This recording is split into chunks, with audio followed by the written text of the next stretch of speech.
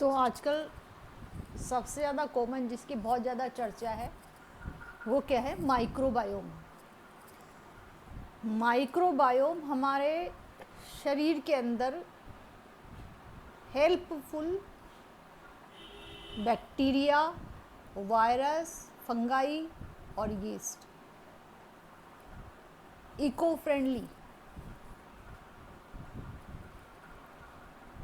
जो कि आजकल हम एंटीबायोटिक लेते हैं उससे ख़त्म हो जाते हैं, वो इको फ्रेंडली जीवाणु, वो माइक्रोबायोम कहलाते हैं। तो आज से और पहले में जो फ़र्क है हमारे खाने पीने में, या पहले जो सबसे ज़्यादा खाना जो हम काम में लेते थे, मक्खन, राबड़ी, मक्का और ज्वार की दलिया होता है, उसको छाछ के साथ रात को बनाया जाता है और सुबह दूध के साथ खाया जाता है। तो ठंडा ही होता है वो, उसको गर्म दूध के साथ। तो वो है राबड़ी। और कांजी, कांजी में जो है जैसे गाजर, चुकंदर, इसको जो है पानी के अंदर फर्मेंट किया जाता है राई के साथ, तो उसमें उसकी खटास आ जाती है, वो कांजी। कांजी वड़ा भी बनते हैं उससे। अचार। तो ये सब जो है माइक्रोबायोम रिच फूड थे पहले। और दूध जो है जैसे सीधा निकला हुआ गाय का दूध, पहले बच्चे सीधा थन के लगा देते थे गाय, या सीधा निकलते ही गाय का दूध पिया करते थे। आजकल पास्चराइज्ड मिल्क आ जाता है जिसमें पूरी तरीके से उसको उबाल लिया जाता है।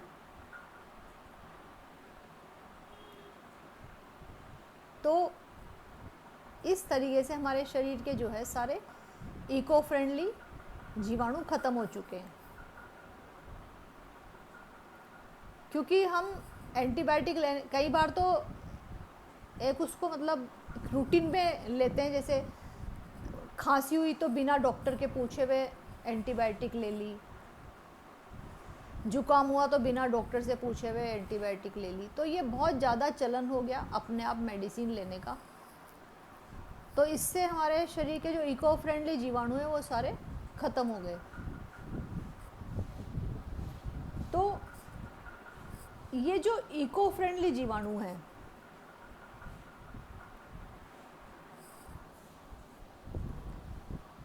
ये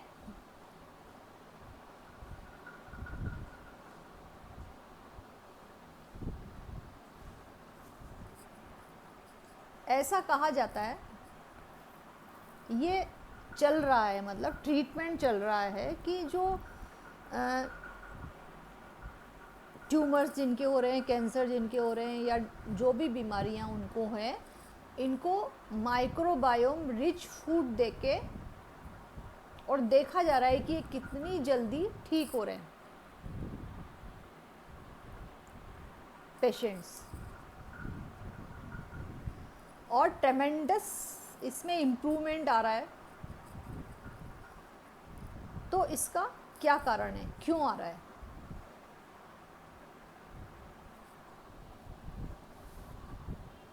तो ऐसा कहा जाता है कि जो पूरा यूनिवर्स है, उस पूरे यूनिवर्स में जो है 70% तो डार्क एनर्जी है और 27% डार्क मैटर है जो कि नॉन एटॉमिक है, और बाकी बचा 3%। तो 3% में 2.99 यानी 2.99% जो है स्टार डस्ट है, और बाकी बचा पॉइंट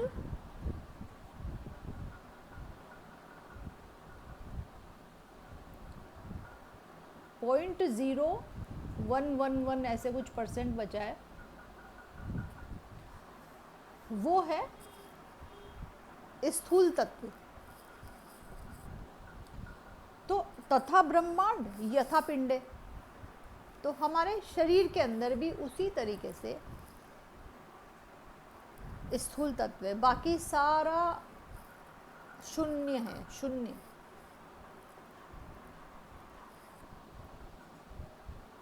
और उसके अंदर भी जो ऐसा कहते हैं कि जो सबसे पहले एम्ब्रियो बनता है उसमें दोनों मदर फादर के जो जीन्स बनते हैं वो मिलके जो जायगोट बनता है, उसके अंदर जो जीन्स होते हैं वो होते हैं 23,000, और वो 23,000 जीन्स ही पूरी बॉडी में वो ही काम करते हैं। लेकिन जब माइक्रोबायोम हमारे अंदर डेवलप होंगे तो उनके जो जीन्स हैं, जो कि इको फ्रेंडली माइक्रोबायोम है, उनके जो जीन्स हैं वो भी काम करेंगे। तो ऐसा कहा जाता है कि एक नॉर्मल बॉडी में अगर हम माइक्रोबायोम रिच फूड लें तो कम से कम जो है 2 मिलियंस माइक्रोबायोम होने चाहिए, और वो 2 मिलियंस जीन्स 23,000 जीन्स के साथ मिलके पॉजिटिव वातावरण बनाएंगे। तो वो पॉजिटिव वातावरण हमें हेल्दी बनाए रखेगा।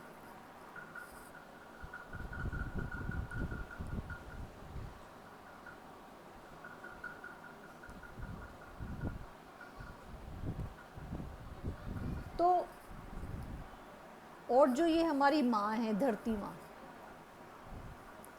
इसके अंदर जितने भी जीव जंतु हैं वो सभी इसके बच्चे हैं। तो हमें जो है उनके प्रति भी इको फ्रेंडली रहना है। तो जो हमारी 100 ट्रिलियन सेल्स हैं जिसमें कि माइक्रोबायोम भी शामिल है, तो वो 100 ट्रिलियन सेल्स उसी तरीके से व्यवहार करेगी। जब हम सबके प्रति इको फ्रेंडली रहेंगे तो वो जो हमारे अंदर थॉट है वो सभी सेल्स पे काम करेगा हमारे शरीर की, और साथ ही हमारे अंदर माइक्रोबायोम जो है उनके ऊपर भी काम करेगा। तो वो जो हमारा थॉट है इको फ्रेंडली, हेल्पफुल, दया, धन्यवाद की भावना, मतलब ग्रेटिट्यूड, क्षमा, ये सब से जो हमारे अंदर पैथोजेनिक जीवाणु हैं, पैथोजेनिक बैक्टीरिया है, वायरस है, वो भी जो है इसमें इको फ्रेंडली वाले माइक्रोबायोम में कन्वर्ट होने लगेंगे।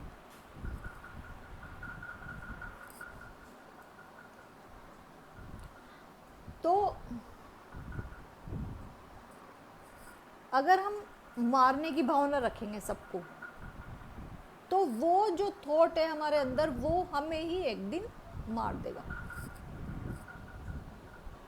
जो किल्स फिनोमिना किल्स यू।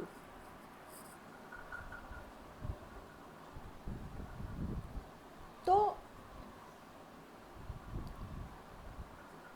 अब माइक्रोबायोम क्या क्या कर सकते हैं, ऐसा रिसर्च हुई है, एक्सपेरिमेंट हुए हैं।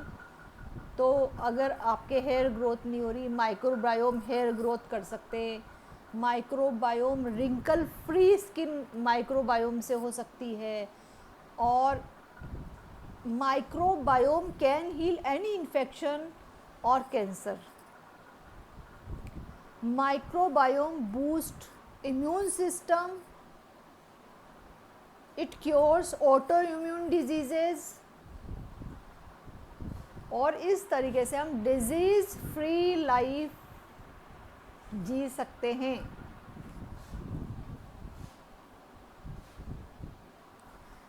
अब जो है आजकल अब जैसे जैसे ही बच्चा होता है तो उसके बारे में बातचीत करते हैं कि जब वो सिजेरियन से होता है तो सीधा ऊपर आता है, लेकिन अगर वो बर्थ पैसेज में होके जाएगा तो वहीं से उसको माइक्रोबायोम जो है वो स्वेलो करेगा।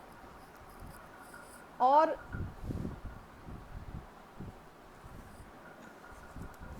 और वहीं से उसकी पॉजिटिव ज़िंदगी शुरू हो जाएगी। तो ऐसा हमने कोरोना के टाइम में भी देखा है कि जो ज़्यादा स्टेराइल वातावरण में रहते हैं उनकी लाइफ कम होती है, क्योंकि जल्दी डिजीज़ लग जाती है उनको।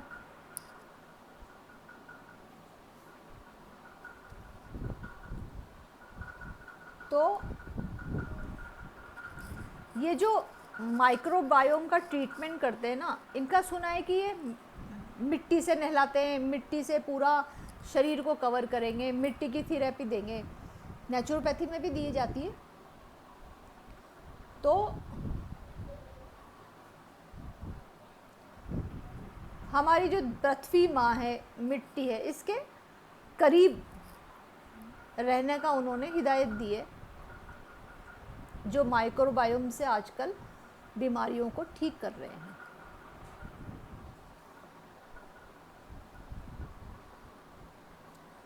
तो ऐसा कहते हैं कि गट ब्रेन एक्सिस होता है, गट का दिमाग से सीधा संबंध होता है। तो इसमें आपस में समन्वय बिठाना ज़रूरी है। तो जो इम्यून सिस्टम है, इसको जो हमारे अंदर टी सेल्स, बी सेल्स है, इनको ब्रह्मा विष्णु महेश कहा गया है।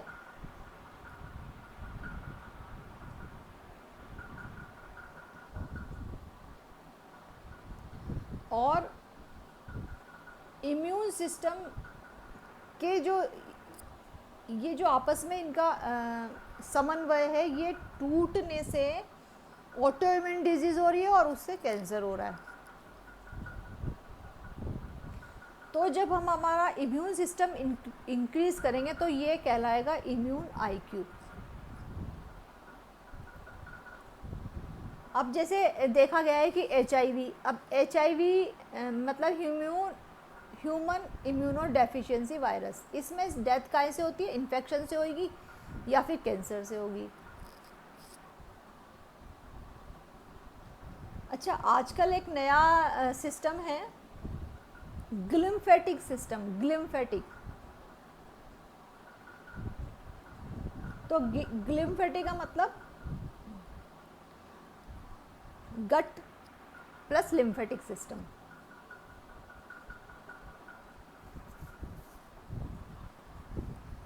तो जो है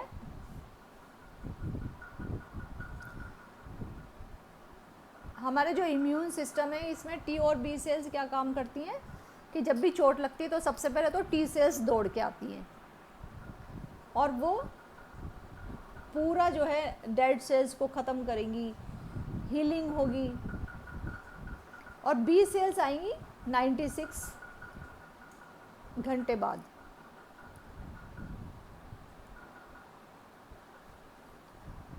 तो जो इम्यून सिस्टम है, इसको हम कैसे नरिश करेंगे, कैसे ठीक कर सकते हैं? माइक्रोबायोम से, पॉजिटिव थॉट्स, और ऐसा कहा जाता है कि जो सांस लेने का तरीका है उसको बदल के प्यार से और घृणा और नफरत ख़त्म करके। ये एक्सपेरिमेंटेड है कि इससे इम्यून सिस्टम अच्छा हुआ है लोगों का।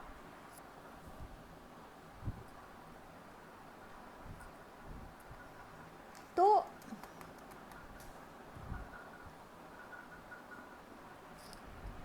इम्यून सिस्टम के अंदर ब्रह्मा विष्णु महेश, जो हमारा इम्यून सिस्टम है, कैसे काम करेगा कि सबसे पहले जब ज़िंदगी नॉर्मल डिलीवरी होती है तो नॉर्मल डिलीवरी में माँ के पैसेज, बर्थ पैसेज में सबसे पहले उसको माइक्रोबायोम मिलते हैं। तो वो माइक्रोबायोम ब्रह्मा जी ने हमारी जेब में डाले हैं 2 मिलियन।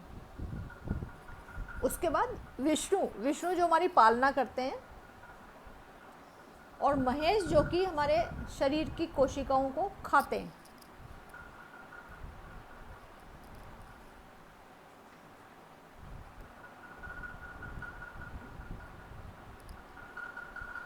शरीर की कोशिकाओं को भी खाते हैं, हमारे अंदर जो डेड सेल्स है उनको भी खाते हैं, और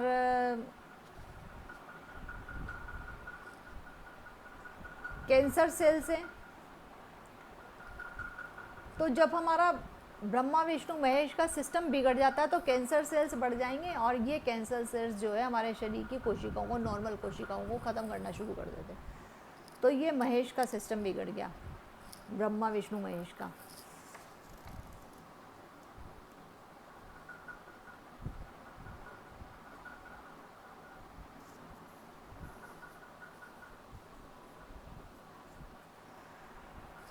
तो सब तो क्या करेंगे हम, माइक्रोबायोम में क्या करना है हमको, इम्यून आईक्यू कैसे बढ़ाना है। एक तो हमारा खाना बदल के लाइव फूड लेंगे, और फर्मेंटेड फूड, इसमें अलग अलग रेसिपीज़ हैं, बहुत सारी रेसिपीज़ हैं। तो दही है, छाछ है, पर अभी तो हमने मिल्क प्रोडक्ट्स के लिए मना किया है स्टार्टिंग में, उसके बारे में बाद में चर्चा करेंगे कि क्यों मना किया है। तो फर्मेंटेड फूड जो है उसमें जैसे अलग अलग रेसिपीज़ हैं, जैसे पत्ता गोभी का फर्मेंटेड फूड बनता है, प्याज का बनता है, और अलग अलग सब्जियों का, वेजिटेबल्स का बनता है, अचार वगैरह हैं। एक जो है राइस वाटर, रात का भीगा हुआ। तो जो ये सब है ना, मतलब जो फाइबर्स और सेल्यूलोज डाइट है, ये डाइट माइक्रोबायोम का फूड है। मतलब जब हम ज़्यादा फाइबर्स और सेल्यूलोज रिच डाइट लेंगे तो वो उससे भी माइक्रोबायोम ज़्यादा डेवलप होंगे अच्छे से, और हेल्दी माइक्रोबायोम बनेंगे। तो जो है इसके अलावा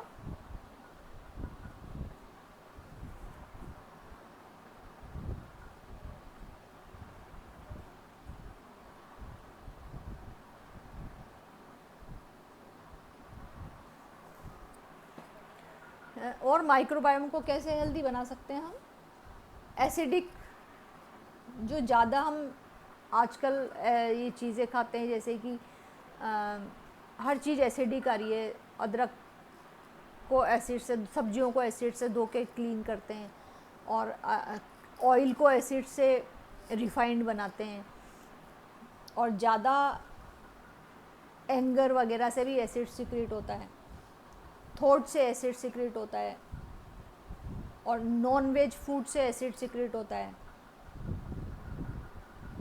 तो ये सब अवॉइड करेंगे, क्योंकि एसिडिक एनवायरनमेंट क्या करेगा, हमारी सेल्स को किल करता है, हमारी म्यूकोसा को ब्रेक कर देता है, और फिर उस तरीके से जो है हमारी जो टी और बी सेल्स, उनको जो सेल्स डेड होती हैं उनको खाने लग ख़त्म कर देता है, खाना शुरू कर देती हैं इम्यून सिस्टम, और धीरे धीरे इस तरीके से ऑटो इम्यून डिजीज़ बढ़ जाती है। क्योंकि जब वो अपनी ही सेल्स को खाने लग जाएंगे तो वो है ऑटो इम्यून डिजीज़।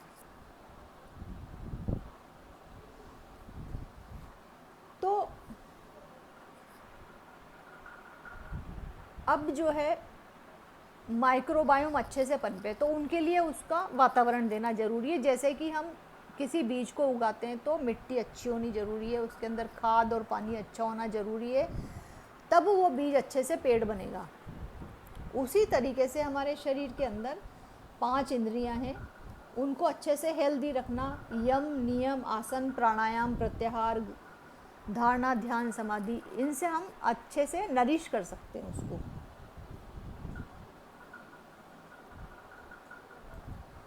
तो जो खुद के ऐसा कहा गया है, जो खुद के विकारों से लड़े वो तो है वीर।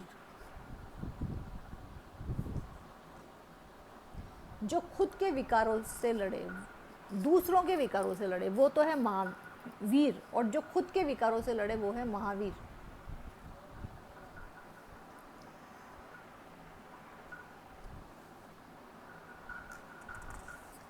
तो ये गुण हमारे अंदर हम डेवलप कर सकते हैं।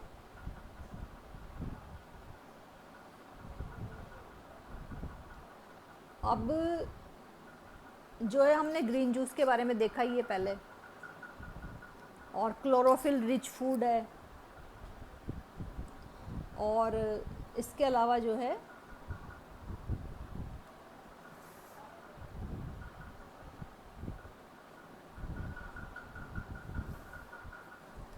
माइक्रोबायोम के लिए टेस्ट भी होता है, स्टूल टेस्ट, तो पता चल सकता है कि हमारे अंदर कितनी, बॉडी में कितने पॉजिटिव माइक्रोबायोम है, रिच माइक्रोबायोम रिच हैं हम, या बिल्कुल नहीं है, उससे हम टेस्ट करवा सकते हैं। और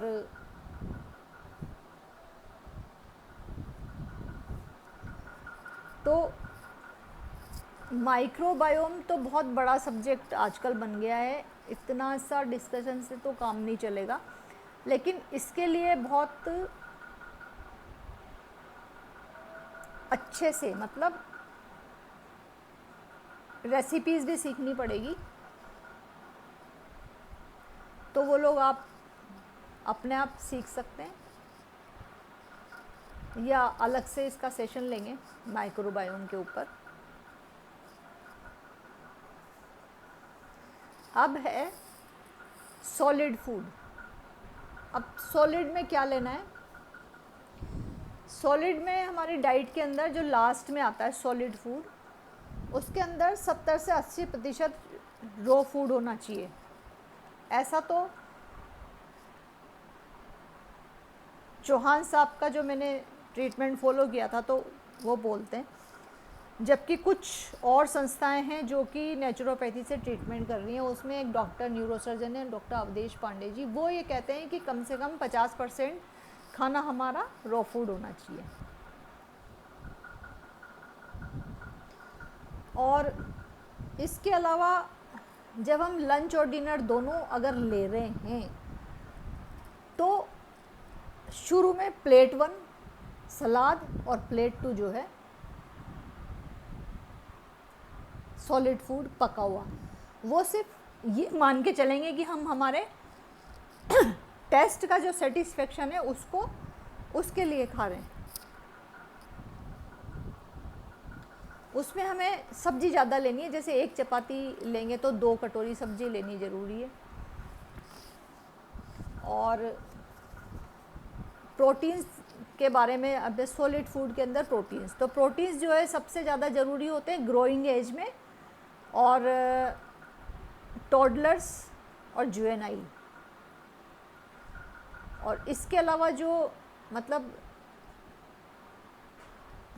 30 साल तक, 25 साल तक, 25 तक ग्रोइंग एज, उसके तब तक ही प्रोटीन जो है हमारे अंदर ज़्यादा काम में आता है। उसके बाद तो प्रोटीन सिर्फ हीलिंग का काम करता है, हीलिंग में काम आता है, तो उसकी रिक्वायरमेंट कम हो जाती है। जबकि हम शुरू से यही सोचते हैं कि हमें प्रोटीन रिच फूड लेना चाहिए। तो जो है इसके अलावा अब अनाज में क्या लेना, चपाती काहे की खानी है, तो जो कोलन के अंदर जो रिसेप्टर्स है वो खुले रहें, उसके लिए ज़रूरी है कि हम मोटा अनाज लें, गेहूँ मैदा ये नहीं लें, या कभी कभी जितना हमें हमारी विल पावर है, जैसे वीक में 1 दिन गेहूँ ले लिया या 15 दिन में 1 दिन ले लिया, उस हिसाब से हमारी इच्छा पूरी कर सकते हैं।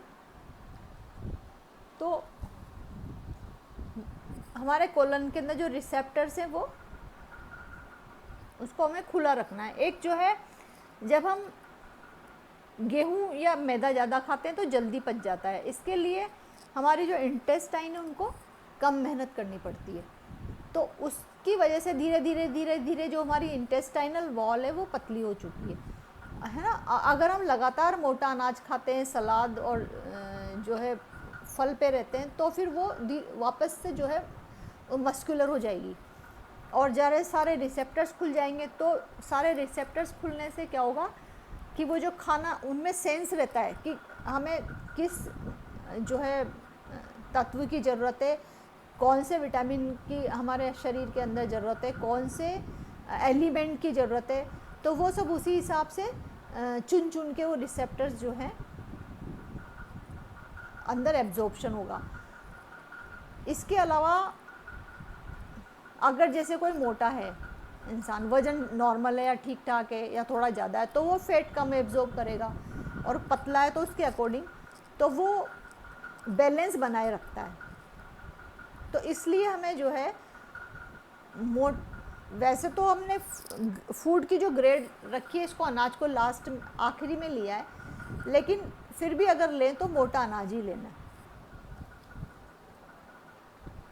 फिर इसमें भी रीजनल, सीजनल, ओरिजिनल है, जैसे कि ज्वार, बाजरा, मक्का हमारे इधर राजस्थान में बहुत हो रही है, जबकि उधर जो है आजकल एक चलन है मिलेट्स का, जिसमें खादरवल्ली जी हैं, वो हैं मिलेट मैंस ऑफ इंडिया, उसमें इन्होंने प्राइज़ भी लिया है, एक पुरस्कार लिया है। तो इन्होंने जो है 5 तरह के मिलेट्स को चूज़ किया है, foxtail millets, kodo millets, little millets, brown top millets, barnyard millets. और जितने भी प्रकार के मिलेट्स हैं, 5 तो ये, और ज्वार, बाजरा, मक्का, इनमें सबसे कम पानी की ज़रूरत होती है, और जिस अनाज को पैदा करने में कम पानी चाहिए, पेस्टिसाइड भी उसमें ही कम ज़रूरत होती है या नहीं ज़रूरत होती। और जैसे गेहूँ है, चावल है, इनको अनाज को पैदा करने में हमें बहुत ज़्यादा पानी की ज़रूरत होती है, इसलिए इनमें कीड़े ज़्यादा लगते हैं और पेस्टिसाइड्स की ज़रूरत भी ज़्यादा है। तो एक फ़ायदा तो ये है कि वो ये पेस्टिसाइड रिच हैं, गेहूँ और चावल, और उनके अंदर जो है नहीं है पेस्टिसाइड, क्योंकि पेस्टिसाइड की ज़रूरत नहीं है। और दूसरा, एक मोटा अनाज है तो आंतों के जो रिसेप्टर्स हैं उनको खुले रखेगा।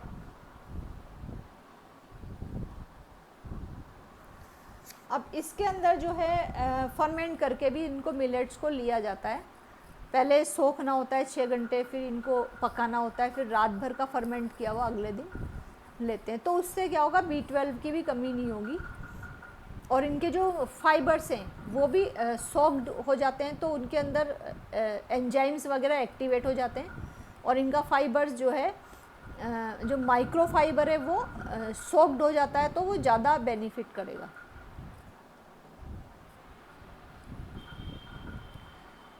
तो ये है पूरा डाइट पार्ट, जिसमें हमने ग्रेड 1 से लेके लास्ट तक लिया है, और जो अनाज है वो लास्ट में आता है। और फिर भी जो है, जो डाइट पार्ट है उससे पहले ज़्यादा ज़रूरी है हमारा स्पिरिचुअल पार्ट। तो आइए हम सब मिलके अपनी इच्छा शक्ति को बढ़ा के बीमारियों को ठीक करने के लिए बीड़ा उठाएं, और अगर हमें कुछ भी फ़ायदा हो रहा है तो धीरे धीरे करके हम उसको लगातार लगे रहें। तो जैसे जैसे धीरे धीरे हमारी कंट्रोल होगी, शुगर कंट्रोल होएगी, बीपी ठीक होएगा, या हमारे अंदर एनर्जेटिक फीलिंग आएगी, तो फिर हमारी हिम्मत बढ़ेगी, हमारी और ज़्यादा हम उसको और अच्छे से फॉलो करेंगे। तो और अगर हमें फ़ायदा है तो हम ये जानकारी दूसरों तक पहुंचाएं कि हमें फ़ायदा है, प्लीज़ आप भी कीजिए। और अगर आपको फ़ायदा है, सुनने से फ़ायदा हुआ है, थोड़ा आपको जोश बढ़ा है, और आपको बीमारी में, शुगर में फ़ायदा हुआ है, तो इस चैनल को सब्सक्राइब कर सकते हैं, वीडियो शेयर कर सकते हैं, ताकि और अभी मैं हार्मोन्स के ऊपर वीडियो बनाऊंगी, और ये माइक्रोबायोम पे बनाऊंगी अच्छे से फुल वीडियो, है ना, तो वो आपको मिल जाएंगी। हालांकि मैं थोड़ा टाइम लिया मैंने, सॉरी इसके लिए, बहुत दिनों बाद बनाई है। तो और जैसा कि अगर हमें स्पिरिचुअल पार्ट हमारा अच्छा करना है, तो मैं जो फॉलो करती हूँ बापूजी दशरथ भाई पटेल को, उनके चैनल पर आप उनका ज्ञान सुन सकते हैं, बेहद के परम शांति मंत्र चैंट कर सकते हैं, और विश्व सेवा में, विश्व कल्याण में हमारे साथ जुड़ सकते हैं। सभी को बहुत बहुत धन्यवाद। बेहद की परम शांति।